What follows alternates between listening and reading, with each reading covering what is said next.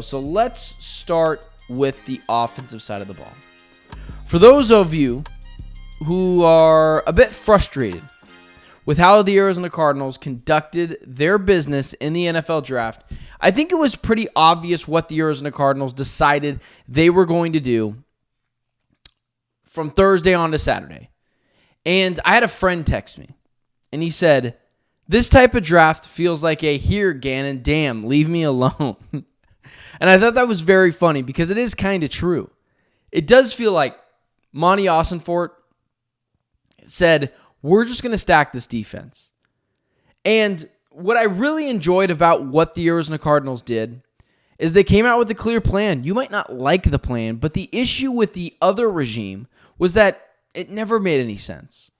And it was guys from Grambling State, and it was players from Northern Iowa, and it was dudes from Panera Bread State. It was guys who never had really played a ton of actual college football against the SEC, the Big Ten. I'm talking, about the John Browns of the world, the kid from Grambling State, Chad Williams, I think his name was, and Andy Isabella.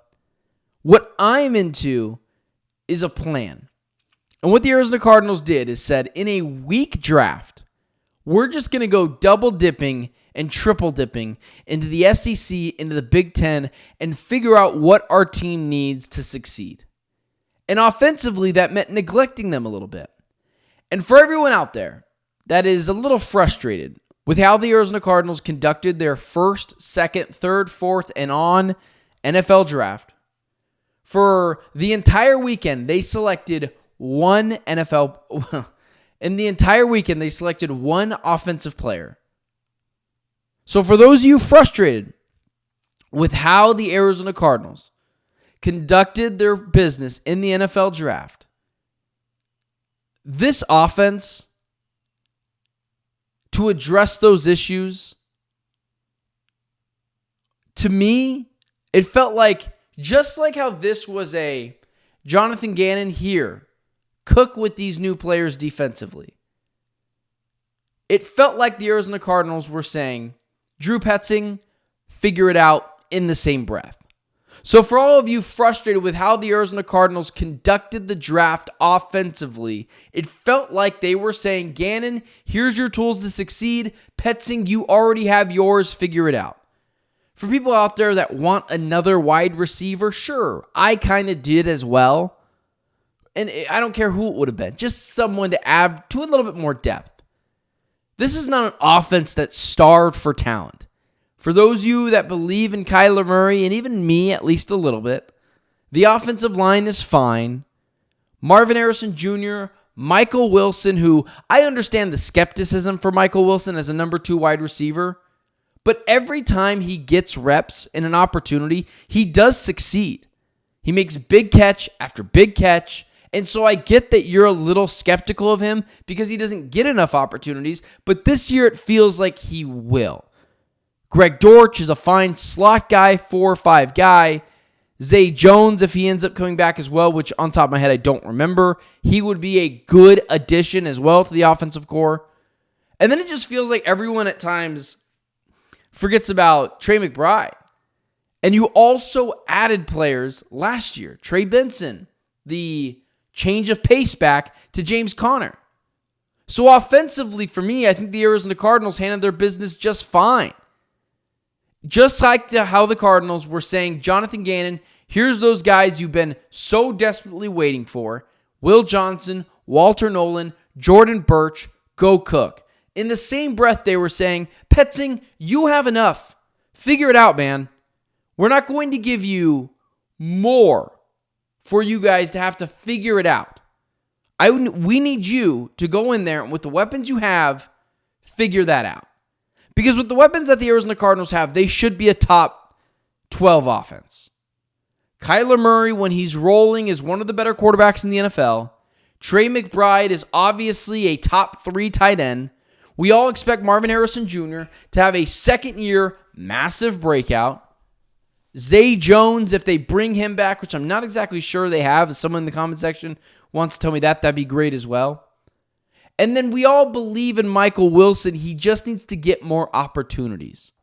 Trey Benson coming into his own in the second year. James Conner as well being the workhorse, bell cow, power back. This offense is perfectly fine. Don't mistake the Cardinals' shortcomings this year on offense for talent when a lot of it was coaching and at times the quarterback position. Drew Petzing has to be more aggressive, has to push the ball downfield. Kyler Murray, thank you, Ivan. They did bring Zay Jones back. I did think that as well. Drew Petzing has to be more aggressive. He has to push the ball downfield. No more of this dink and dunk downfield, and hopefully you get points out of it. And Kyler Murray as well. He is not without blame. As much as I want Kyler Murray to succeed, I still have some doubts about Kyler and his ability to flourish in the NFL for years to come. So again, as much as I like Kyler, he has to prove it. And this is not a team that offensively was starved for talent, that it was just inexcusable that they didn't go get more guys in the draft offensively. I don't think you believe that, and I desperately don't believe that. I don't think it's a talent issue. I think it's a coach and schematic issue. Petzing needs to just be better, which is why I would have fired him last year. He's clearly not the guy for this job, and that worries me that could derail the Arizona Cardinals season. But they wanted to keep continuity with the quarterback OC position. That I guess I can buy into. But I'm not frustrated that Monty Ossenfort didn't continue to add more to the offensive side of the ball. That's not how this works. You've got guys. Last year, we drafted you Trey Benson. We drafted you Marvin Harrison Jr. We went and got you Zay Jones. Michael Wilson is a good number 2 when you have a guy like Trey McBride and Marvin Harrison Jr. in front of him. This is not we're just going to neglect the offense and bird box blinders, act like we didn't see what we saw this year. It was Monty Ossenfort saying, Drew Petzing, you got to figure it out. This is on you, man. This is not on us. You have the talent to succeed. And it's not just Drew Petzing. Again, it's Kyler. Kyler has to be good enough. For those of you that know on the show, I'm not a Kyler Murray fanboy. I want the guy to succeed, but I still have my concerns about this season. And we'll get to the defense in just a second. But now next year, people can't even blame the defense. At some point, Kyler's got to look in the mirror and just be better. And maybe it is a height issue. I don't know. But Kyler's got to be better to the extent where teams are talking about him being a top 8 quarterback and they have to round their game plan around him.